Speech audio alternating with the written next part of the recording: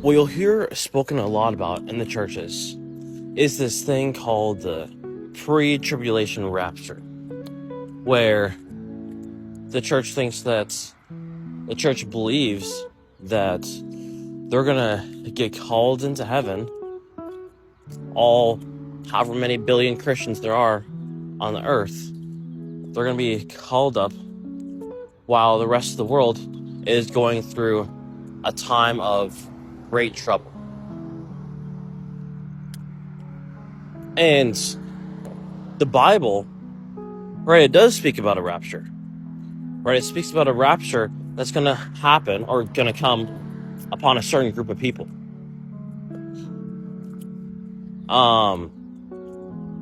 But that's not to the Christian church, because they aren't the bride.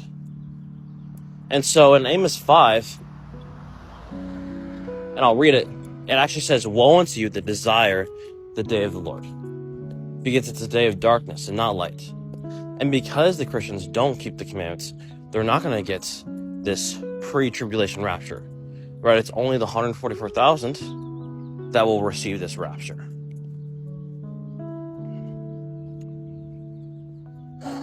It also tells you in Amos 5 that God hates their songs, right? It's their Hillsong worship, the songs that they sing in church,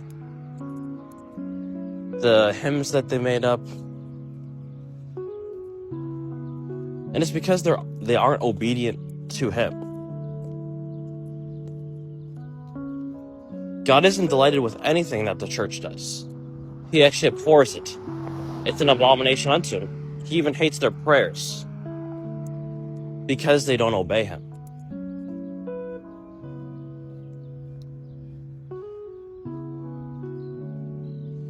And one of the main things that they go and air about is thinking that they can worship God through these pagan holidays, through syncretism, right? Thinking that it's okay to take these pagan holidays and use them to worship God. But He tells you specifically to not do this in Deuteronomy 12. So, y'all read Amos 5 now. Amos 5, verse 18. "Woe unto you that desire the day of the Lord. To what end is it for you? The day of Jehovah is darkness and not light, because these people are going to be destroyed because they don't obey Him. As if a man did flee from a lion and a bear met him, or went into the house and leaned his hand on the wall and a serpent bit him. Should not the day of Jehovah be darkness and not light, even very dark, and no brightness in it? I despise your feast days, and I will not smell your solemn assemblies." Right, so He won't like your Christmas or Easter.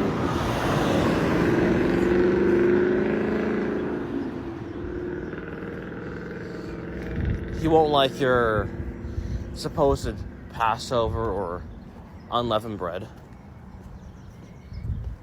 "Though you offer me burnt offerings and your meat offerings, I will not accept them. Neither will I regard the peace offerings of your fat beasts. Take thou away from me the noise of thy songs, for I will not hear the melody of thy viols." Right, so He doesn't like these songs that they try to sing to Him. "But let judgment run down as waters, and righteousness as a mighty stream." So this is actually what God wants. Right, this judgment is the royal law. It's loving your neighbor as yourself.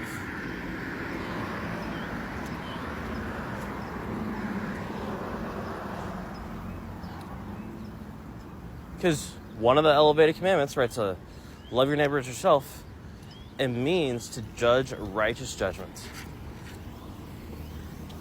to fulfill the royal law.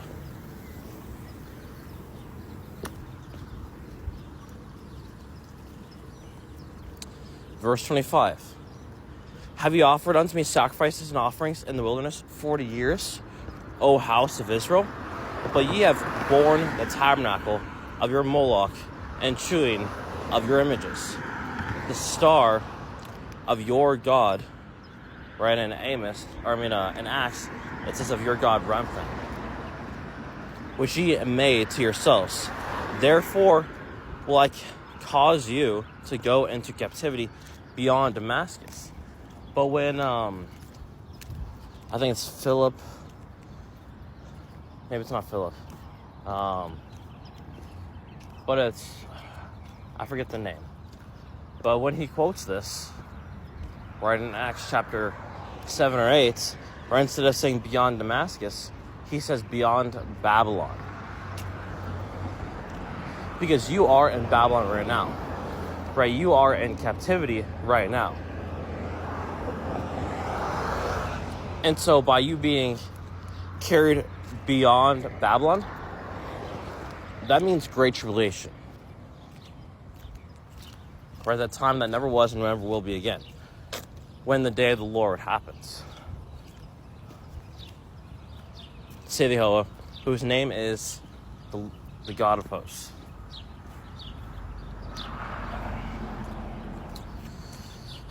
So, you should not be desiring the supposed preach of rapture. Because really, you're desiring your destruction. Because for you, it won't be a good day. Right? It'll be the worst day for you. Because the wrath of God is poured upon you because you're the children of disobedience. Right? You're not the people that are spoken of in 1 Thessalonians 5. And you think that the 1 Thessalonians 4 group is a good group of people, but they're told to comfort themselves because they're going to be there at the last trump. The last trump is at the end of Great Tribulation.